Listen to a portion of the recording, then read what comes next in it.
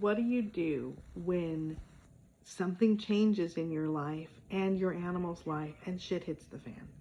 That just happened to me last week. I went on vacation. I prepped my animals. I told them where I was going. They had a lukewarm response.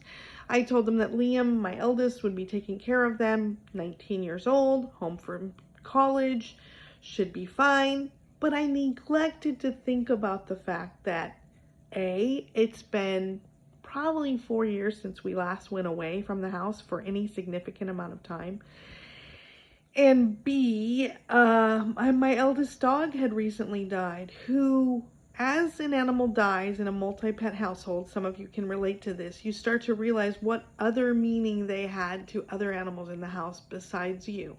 And although we do not encourage the role of protector, I really feel like on walks, my girl dogs who are 12 and 14 are acting more nervous and anxious because he always kind of stood on the outside and became kind of the guard of them.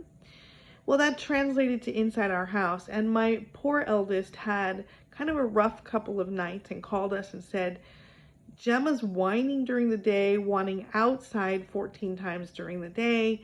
It's really distracting and distressing, and I'm worried for her. So I tuned in, I did the communication, which you can do. I got lots of worry back, and I made sure that I was sending to my animals calm and more calendar days of when we would return.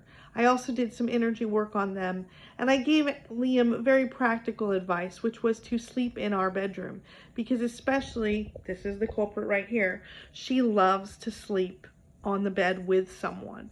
As soon as we did those things calmed down quite a bit. But he still called my mother, who is 80 and loves my dogs, to come over and give them more people in the house some of the time, because they're used to having 3 to 4 to 5 people in the house all the time, and it was just a lot. So what does this mean for you, and what does this mean for the aging or the animal who's experiencing a death of another animal in the house or a death of another person? This means you have to pay attention to the 5 components of their life and re-examine them from time to time. By that, if you follow me and you have my free ebook that you got if you're on my mailing list, you give your animal a purpose, and sometimes over time that job has to change. Or maybe you have forgotten to reinforce that. Number 2, you look at the environment. What changed in the environment? For me, us being gone and not having anyone to sleep with my animals in the bed they're used to sleeping in was very traumatic, and I had to address that. Number 3 is assertion. Are you giving up your power, or has someone left the house who used to have more power and doesn't? Do you need to let them know who's in charge? Number 4, you do some animal communication. I run animal communication classes about every 8 weeks. You can take one from me for as low as $37. And finally, you need to be doing some energy work and body work. And this also you can learn.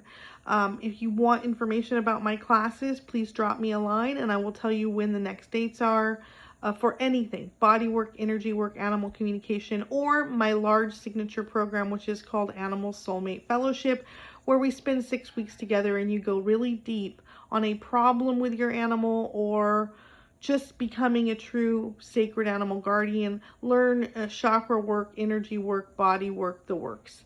All right, we'll talk to you later. Bye.